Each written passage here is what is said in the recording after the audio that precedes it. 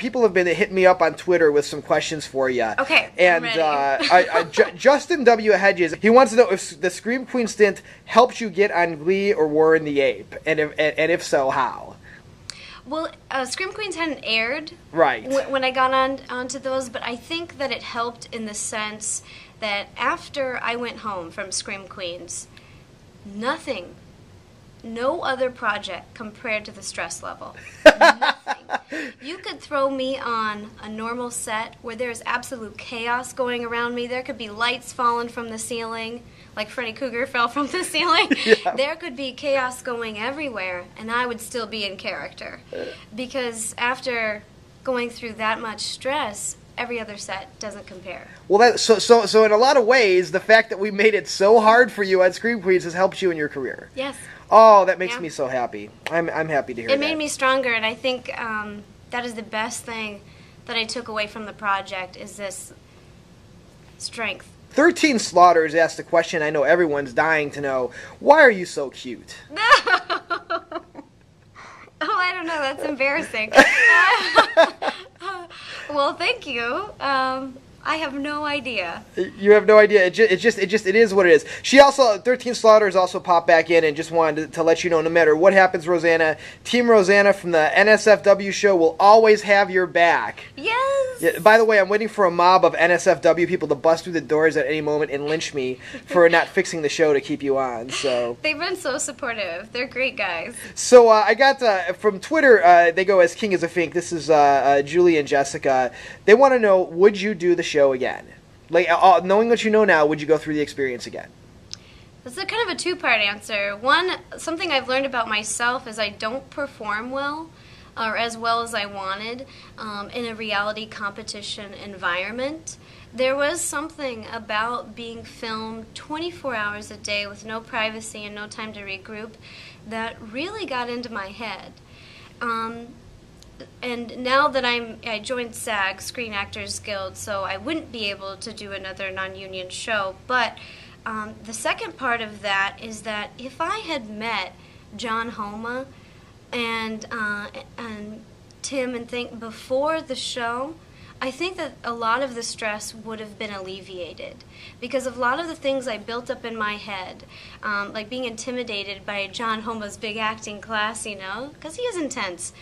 But I think that barrier would have come down, and I think I would have just been a lot more open. And that, I mean, clearly that is part of the show. Mm-hmm. I mean, you know, obviously you ladies come in, and part of it is the sort of shock and awe of getting thrown into a competition as opposed to an audition. I was just badass the whole time, and you know, I wasn't prepared for everything right away. I mean, it was seconds into the house, and we had Freddy Krueger coming through the ceiling, and I was just about to have a heart attack.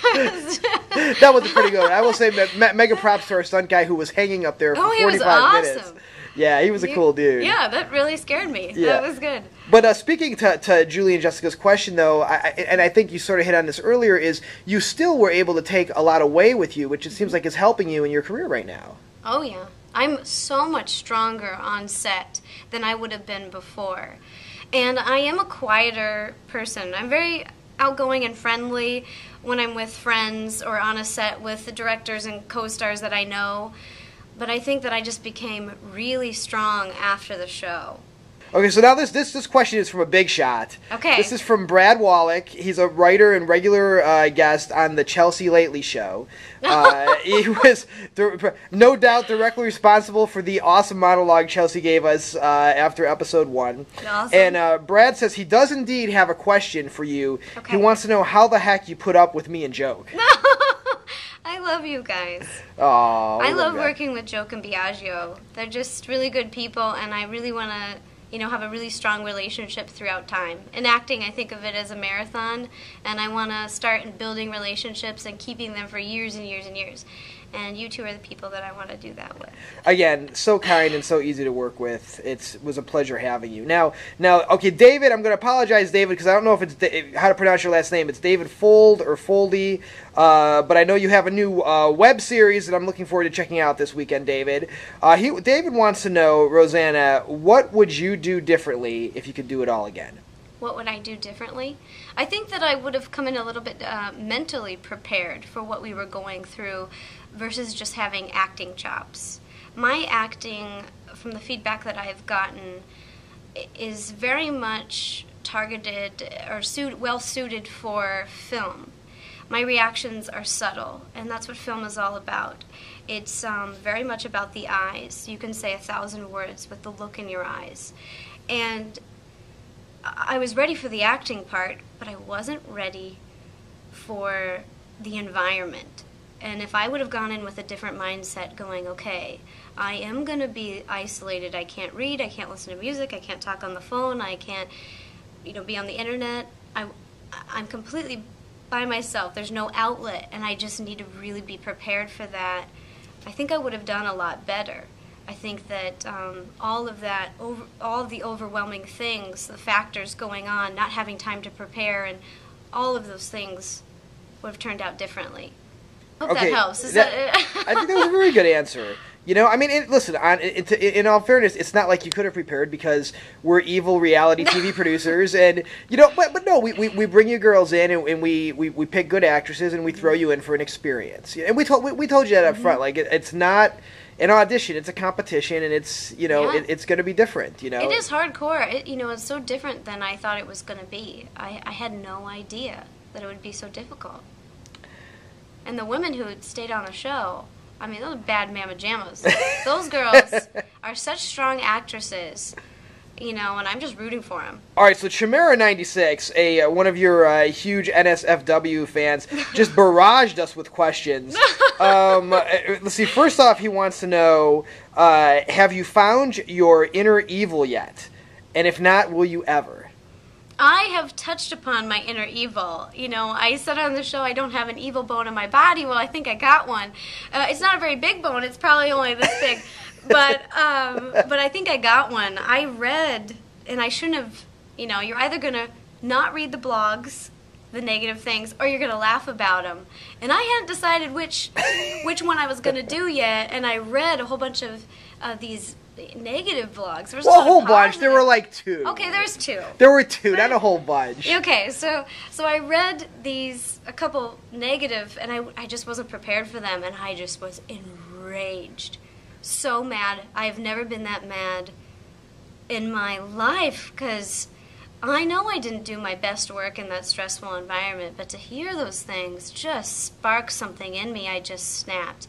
And now I think that I would be able to be rageful, be a little evil, anytime. I just think about how mean those people are out there. Everyone's a critic. And that could just comes really easily. I think I could touch upon it. So in a sideways sort of way.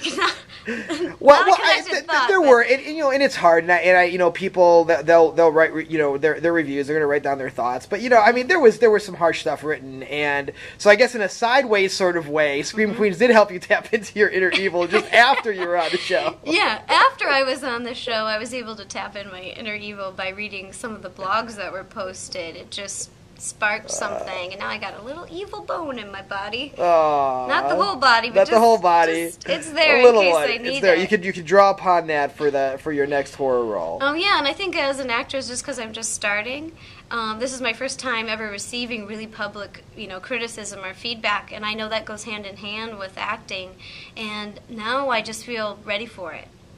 Some people are going to really like what you're doing, and I encourage anyone who didn't like what I did to watch other projects where I thrived on set and in those environments. So watch Warren the Ape and watch the upcoming projects, and then tell me what you think. I hate to tell you this, but far more people are watching Glee than watching Scream Queens. It pains me to admit it, but I think I'm pretty sure far more people are going to see you kicking ass on Glee than see you, the hard time that you had on our show. Now, Chimera96, and it looks like he's, and I hope I'm pronouncing it right. I apologize if I'm not. It looks like he wants to drum up some drama here. He wants to know, why befriend Ciara? Why befriend Ciara? Mm-hmm. I love Ciara.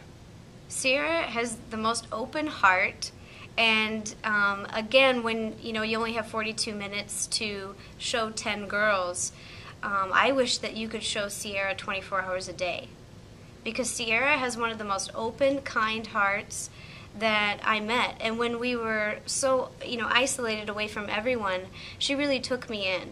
And she was very supportive in this kind of weird situation.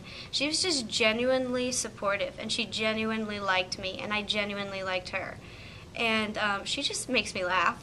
She is so funny. I told her she needs to be on Saturday Night Live. She cracks me up. You should have seen her imitating the other girls in the house, after we did something silly. She would just do these full-on imitations that they're priceless. Yeah, she is hysterical. Another one of our faves, and And she's a fellow Italian. Italian. I have a soft spot in my heart. Panzino's Italian? Are you kidding me? Rosanna Pansino is Italian. Yeah, she's Italian, and I just have a soft spot for all Italians. All right, and one final question, going for the triple threat here from Chimera96. They wants to know, will you be back for Scream Queens 3? Which, obviously we don't repeat girls, but I think the question is, would you do horror again, or is horror not in your future? Are there limits you can't get past? What do you think? There are no limits that I can't get past. And afterwards, I'm so emotionally ready and charged to do a project that is deep, something I can sink my teeth into. I've had a lot of sadness in my life, and I'm very tapped into those emotions of sadness and being terrified. I think that I could do a more powerful role. Yep. And, the funny Josh chimes in. He wants us to share with you that he thinks you're adorable, and he thinks you would do great in rom-coms, but wonders if you just weren't meant to be scary. I can play evil. I just wasn't able to show it in that environment, and I can't wait for someday to have the opportunity to do it, because I really want to creep some people out. I gotta tell you, I believe you could do it, because there's nothing like a sweet little girl who then pulls out an evil side. Oh yeah, have you seen The Orphan? Oh yeah. So Andrew Main, someone who I have immense respect for, wants to know, have you ever dated a magician? A magician? No, I haven't. That's awesome. Well, Dan Bowen then chimes in and wants to know if you think Andrew Main is creepy for asking that. I don't think it's creepy. I think it would be fun, though. They'd always be pulling out something out of their hat, something cool. Ooh, that's a good point. Yeah. Well, I think that's like most of the tweet questions I had pulled in. Is there anything else you want to add? I'm just so grateful for all the experiences, that I've had over this year, and I cannot wait to do more. I have projects in the works, and I never want to stop. Well, for the record, we, Tim Sullivan, Jamie King, John Homa, we've all said we think you're a great actress. I cannot wait to see you on Glee and More in the Ape, and your film that you have coming out. You would just keep rocking and rolling, and she said it here, everybody. She's agreed to come and act in our movies, too, so we're going to hold you to it. Okay. Team NSFW will back me up on that one. So, yes. All right, Rosanna, thanks so much for coming out. Thank you.